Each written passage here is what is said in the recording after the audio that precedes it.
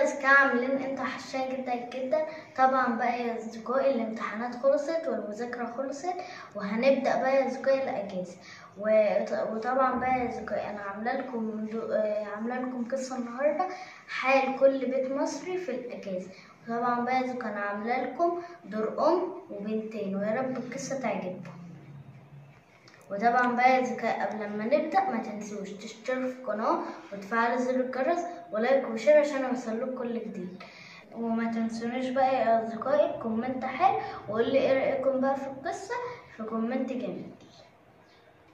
ومين بقى يا أصدقائي هيعمل كده في الأجازة، ومين بقى حاله زي حالنا زي حال الناس كلها. واكتبوا لي بقى يا أصدقائي كومنت جميل. ويلا بينا بقى يا أصدقائي نبدأ القصة. الحمد لله يا منى، خلصنا الامتحانات على خير وخدنا الأجازة وأنا مبسوطة أوي أوي. عندك حق يا آية، أنا عن نفسي تعبت جدا طول السنة، فعلا كانت أيام صعبة أوي، مذاكرة وسهر وتعب وامتحانات. الحمد لله. حتى يا آية ماما وبابا تعبوا معانا جدا. وهنعمل ايه دلوقتي يا منى؟ على فكرة يا آية لازم نلعب ونفرح بالأجازة ونعيش كل دقيقة فيها ونمتع نفسنا.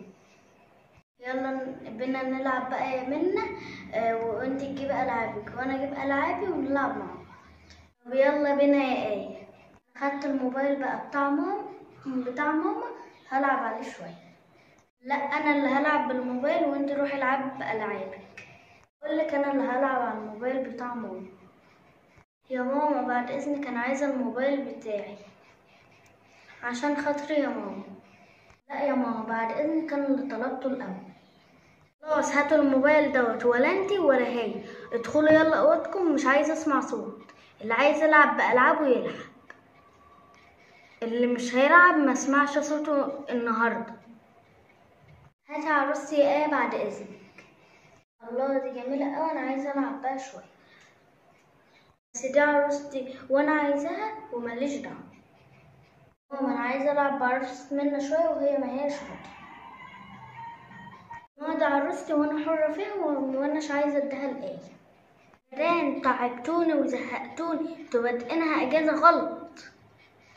دي كده مش اجازه، انتوا بادئينها اجازه غلط. انتوا كمان مش تساعدوني في شغل البيت، لا قاعدين تمسكوا في بعض. مش المفروض ان انتوا تحبوا بعض وتلعبوا مع بعض؟ مش احنا لازم نبدأ الاجازه بحفظ قرآن ونحب بعض وتساعدوني في شغل البيت؟ شوفي يا منى كل الاجازه مش هتكون حلوه خالص، عشان كده احنا هنتعب ماما وهنتعب نفسنا. عندك حق يا آية، ماما ما تستاهلش مننا كده.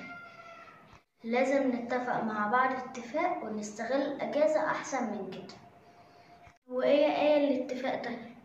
اهم حاجه لازم ما نزعلش ماما ونلعب مع بعض ونحب بعض. خلاص يا آية خدي عروستي العب بقى براحتك، واما تزهقي بقى هاتيها لي تاني. شكرا قوي يا منى. ولو انت عايزه تاخدي العجله بتاعتي خديها، ولو عايزه موبايل ماما خديه، انا مش محتاجاه. اتفقنا يا آية. يلا بينا بقى نروح نقول لماما على اتفاقنا. بعد اذنك يا ماما، جهزي لنا الغدا ليا انا واختي حبيبتي، عشان احنا اتفقنا ان احنا مش هنزعل بعض ابدا ولا هنزعلك. ايوه يا ماما احنا اتفقنا على كده. وكمان يا ماما احنا مش هنزعلك، وعشان احنا بنحبك قوي واحنا بنحب بعض. مبسوطة بكم جدا عشان انتوا احلى اخوات في الدنيا. فعلا الاخوات الشطار بيحبوا بعض وما بيزعلوش بعض. طبعا بقى يا اصدقائي في نهاية القصة ده حال كل بيت في الاجازة.